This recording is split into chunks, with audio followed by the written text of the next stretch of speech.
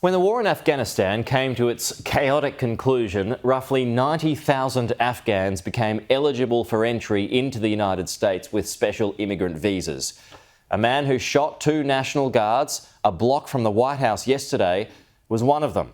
Joining us live is Republican strategist John Jordan. John, good to see you this morning. So what this has done, it's really shone a light on the Biden administration's vetting process, hasn't it? Especially after a recent report found that 55 of those evacuees were marked on a terror watch list. Yeah, this just illustrates the folly of the American withdrawal from Afghanistan in 2021. You cannot properly vet that many people and then bring them into the United States in that sort of a time frame. Remember, the withdrawal was hurriedly planned because Biden wanted to celebrate the end of the war by September 11th. So it wasn't done on a military timetable or a public safety timetable. It was done on a political timetable for President Joe Biden, who wanted to get his big, beautiful bill through Congress, which didn't happen. So this is an issue that Republicans have talked about for a long time, and unfortunately and sadly, it came true today. But I think that the legacy of the chaotic American withdrawal from Afghanistan is actually even grimmer than what happened yesterday. When we did that and abandoned our 20-year commitment, that message was heard loud and clearly in Tehran, Pyongyang, Beijing, and in Moscow. It wasn't too long after that. It was 4.5 months after that Russia moved into Ukraine. So, we live in a hyper-connected world, and the legacy of that withdrawal and that political stunt lives on. Is there a lesson in this for other nations, and perhaps including ours, when you're taking folks from war zones? Yeah, I think look, every country has a right to know who it is admitting. I mean, immigration is part of the Western tradition, and nobody's suggesting that be abandoned.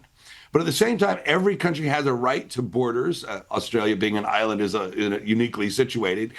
But know who all of us are admitting and decide, is this person going to enhance or be a positive part of our society or not? And, obviously, health is part of that. Mental health is part of that. Background in terrorism, criminal record is part of that, as well as job skills, whether or not they're going to be on the public dole or not. So, I mean, it's a good point, isn't it, that when someone who seems fine at first and then passes all of the initial tests, how do you guarantee that they stay that way, though, in the long run? Well, there's two great question. First of all, there's no guarantee. There's no real information here. There was much of a testing at all. A lot of these things, vetting, quote unquote, vetting was done on the telephone. How do you even know who you're talking to? It has to be done a lot more thoroughly. You cannot vet 90,000 people from a country that far away, or any country for that matter, in that sort of time frame. So that didn't even really happen. So let's put that aside and dismiss that there actually was a vetting. And second of all, even if you did vet them properly, especially people from societies whose religion is let's just suffice to say, very, very different from those of Western liberal democracies, with very different values, they can get radicalized online. Something can go wrong in their personal life, and a lot of these other issues can raise their heads. So it's important when we do immigration. This is true of Australia, Canada, the U.S., and the UK. Is that immigration should be based on assimilation? That when you join a new society, you immigrate, you become a happy part of that. You can bring parts of your home society with you, but you are joining a new society, not bringing your old society with you in the intent of changing your new country.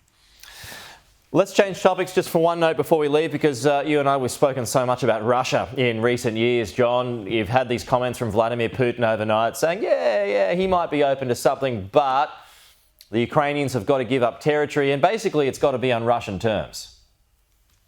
Well, giving up territory isn't necessarily Russian terms. There's a lot to this, right? In terms of the size of the Ukrainian military and which territory is ceded. It's not a truism that giving up any territory is necessarily Russian terms, because this is a complex piece of this. The real issue, though, is what the Russians will and won't agree to. And what I think the administration misses here, and I'm going to be critical of them in their efforts here, well-meaning though they may be, is they're not taking into account the Russian political situation. The Russians actually have a lot to fear from peace. The Russians are creatures of history. They see that after World War I, the Tsar was deposed.